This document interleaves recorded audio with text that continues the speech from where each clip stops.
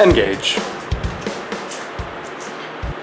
Hey guys, a while back I had a whole bunch of lumber sawn, and it's getting to the point where it's dry, so I'm starting to make projects with it.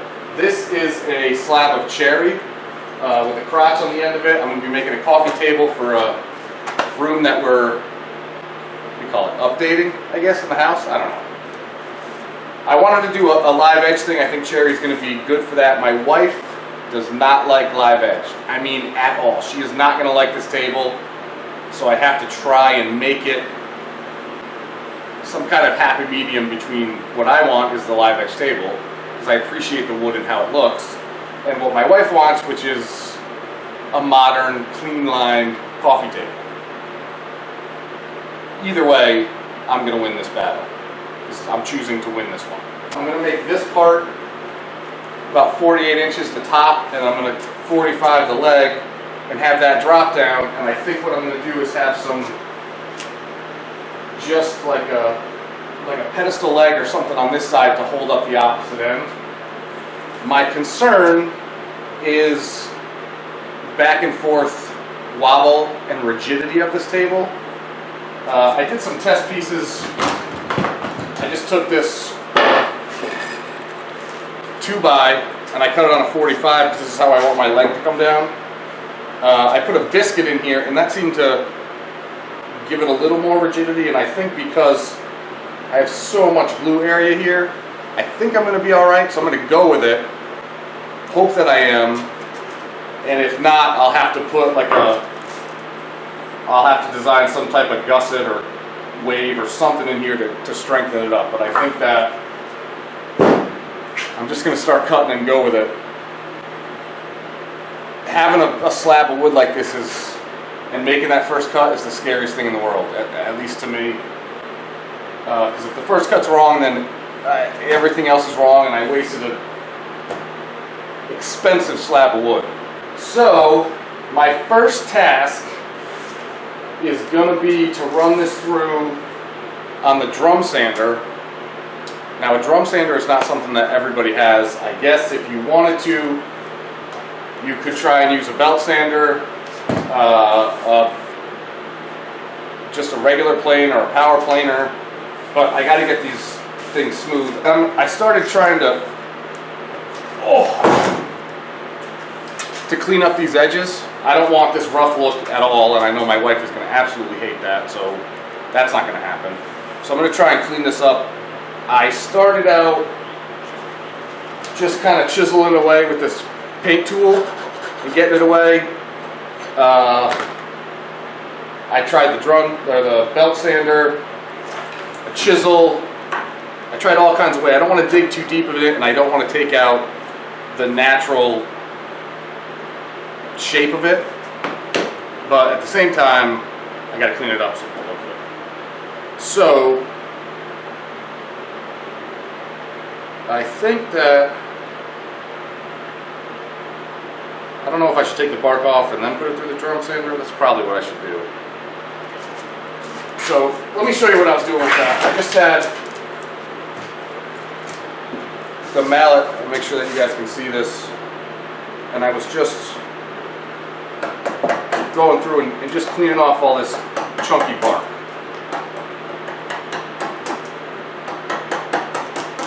I'm not trying to be neat about it, I'm just trying to get off all this the chunkiness from here.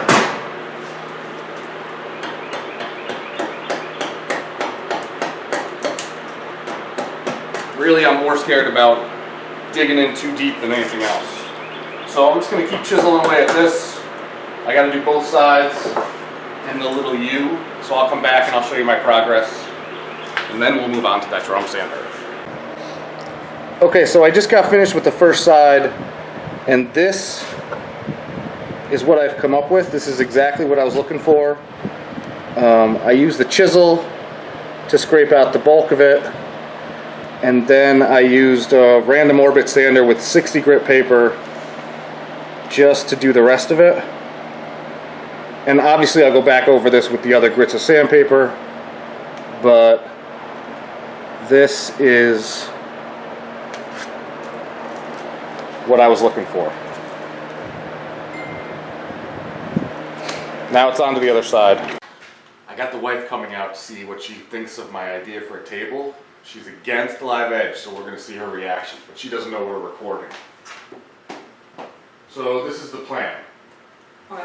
This is going to be the edge. That's not horrible, right? No.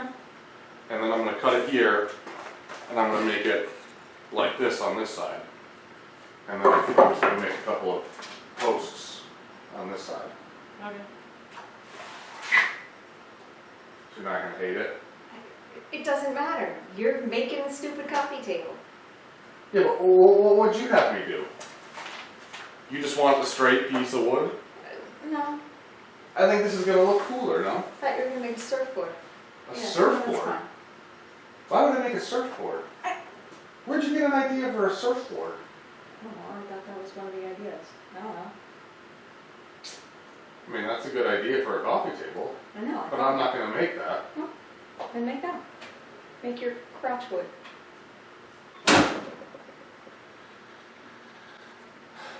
Like I thought. I get to do what I want. Maybe she ends up liking it. Keep working.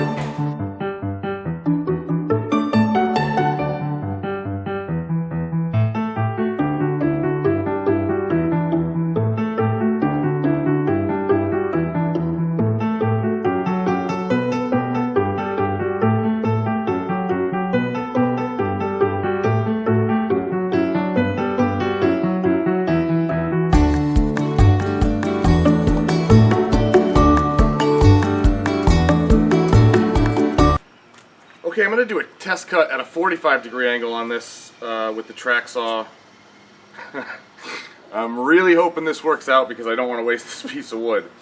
I have the track set up, I drew a line, I have the track right up to the line, so I'm hoping that this thing gets square. What I want to do is make a leg out of this side that's going to fold under the table, and that's why I'm making the 45 here, and then I got to spin it around and do a 45 on the other side.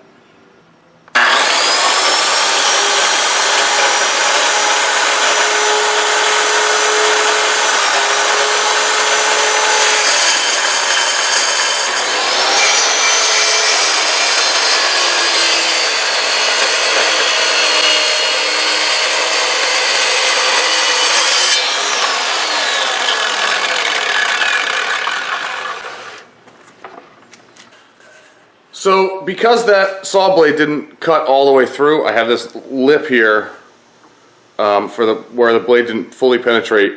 I took a sheetrock knife and I scored a line as close as I thought I could get to where the cut comes down, just to try to save the grain. And now I'm going to clean this up with just a hand plane, which I'm not comfortable with. But hand plane is the right tool for the job. So,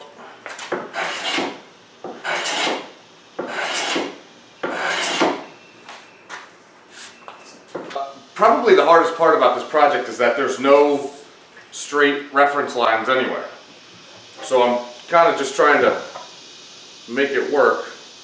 I think that I have a successful miter here. It's going to need some cleanup and a little fine tuning. Now I'm putting some biscuits in here just to straighten up this corner and help me get everything aligned. There's no straight angles that I'm working with and it's really weird. So I got 3 in here already. I'm going to put 2 more lower. So I've set the depth stop on my biscuit joiner. I'm just going to plug those in and then this should all line up and hold tight. And I think I'll have plenty of glue surface and this will just hold good.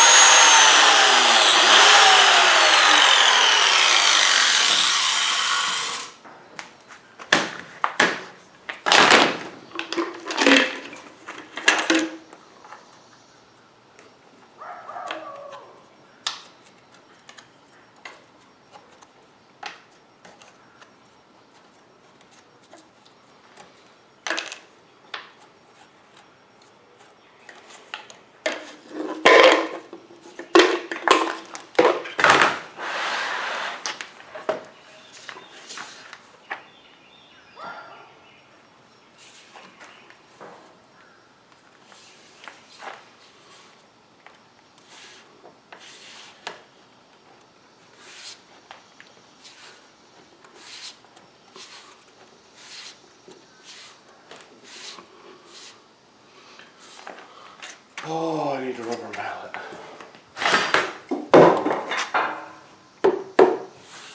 Actually, that.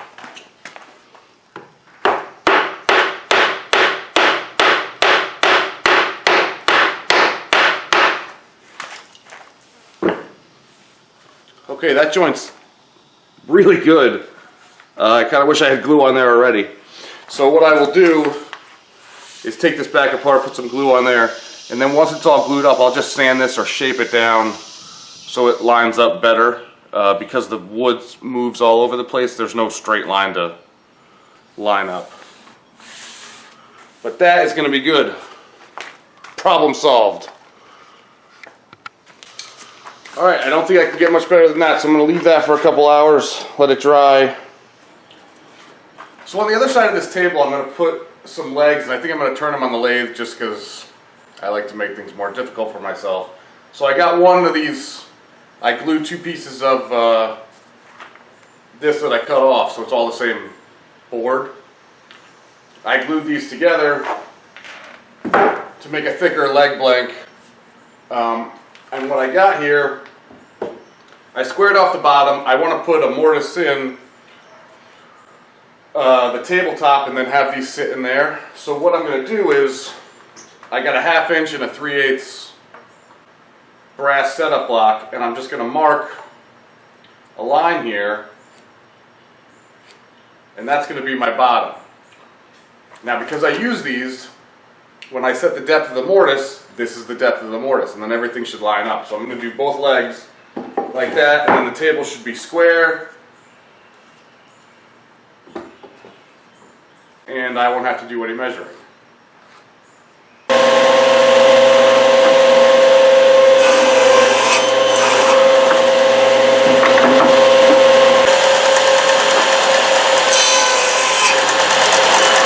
Alright, so I have my blank mounted up on the lathe just between centers. I took my template and I drew the line, so I'm hoping that that gives me a reference point to make this easier. And I'm just going to start turning away.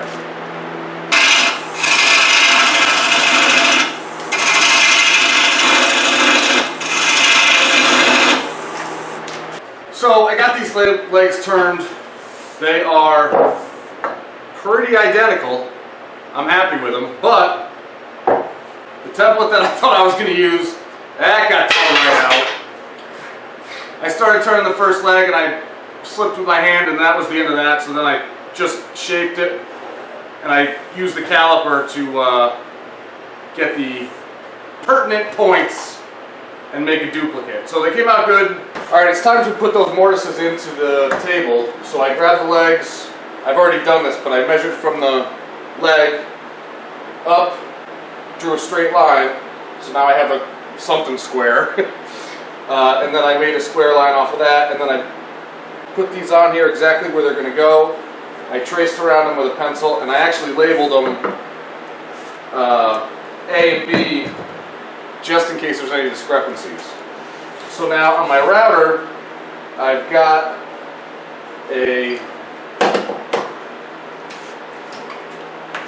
just a little tiny bit in there. I'm just going to freehand these. I'm pretty confident in my freehanding ability, so I'm going to do that. This we already know is the depth of this. So I'm going to bring this all the way down where it is, and then pinch that in. Now I have my depth stop. So I just got to go around. I'm probably going to take out the bulk of it with a Forstner bit, but I'm going to start just making the outside cut with this first. Alright, so I've got it routed out to the right depth on the outside, so I'm just going to take the Forstner bit and clear out the rest of the field.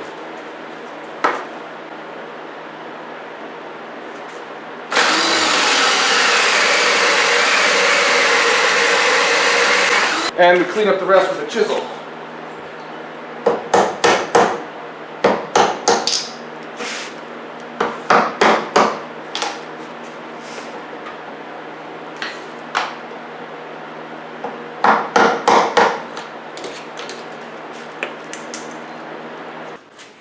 friends? I'm back. I got this table. I'm going to put one more coat of poly on this. The tables have been, the legs are set and glued, and I put 2 coats on the whole thing, and I used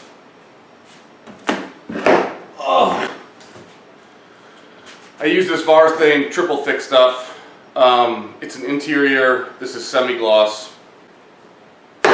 I did a video on that. I really like that stuff. It's thicker, so I'm always going to put 2 or 3 coats on, so if I get the triple thick, it just makes it thicker. I'm going to give this one final very light sanding with 400.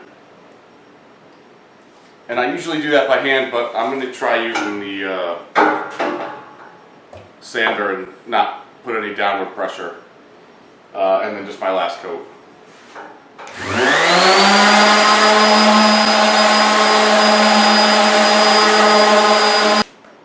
Little denatured alcohol on a paper towel, and I will get all of the dust off.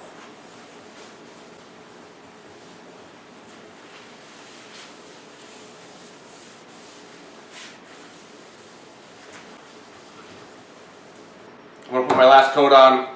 When we come back, I'll have it in the room and we'll take a look at the details of it. I really think this came out good. The hand turned legs are nice. It's sturdy. I know in the beginning I was worried about this end and it shaking this way. It doesn't do that at all. So between the glue and the biscuit joints that we put over here, that strengthened it up immensely. I got mortise and tenon joints in the legs. So this thing isn't going anywhere. So I got my table all finished. I just put it in the room. It's just a little conversation room, and I made a little conversational coffee table for it. We have the nice crotch piece here, and you can see the crotch wood in the middle. I'll get some close-up photos of that for you. But it came out really good. 3 coats of that triple thick poly on the top, and then 2 coats everywhere else.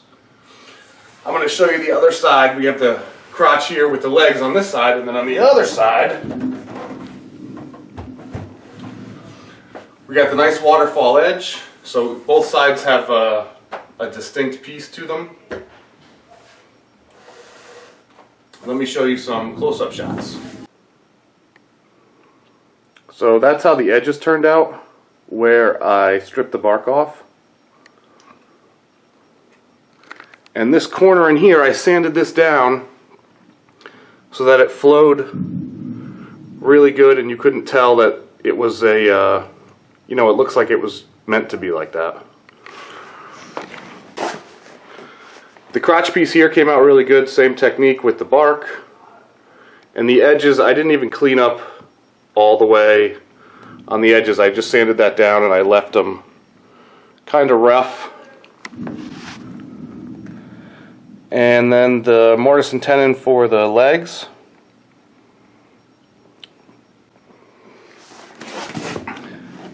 The big cracks, I put some casting resin in there and I dyed it. There was a few of those holes around that I did that to. And that came out pretty good. I didn't get that on video because I was trying to get it done. There's a nice shot of the crotch wood.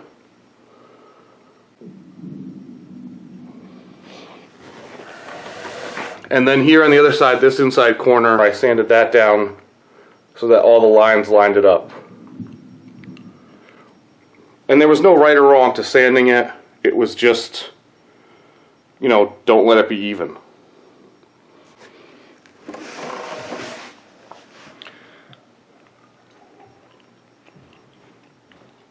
Here's some more where I did the casting resin.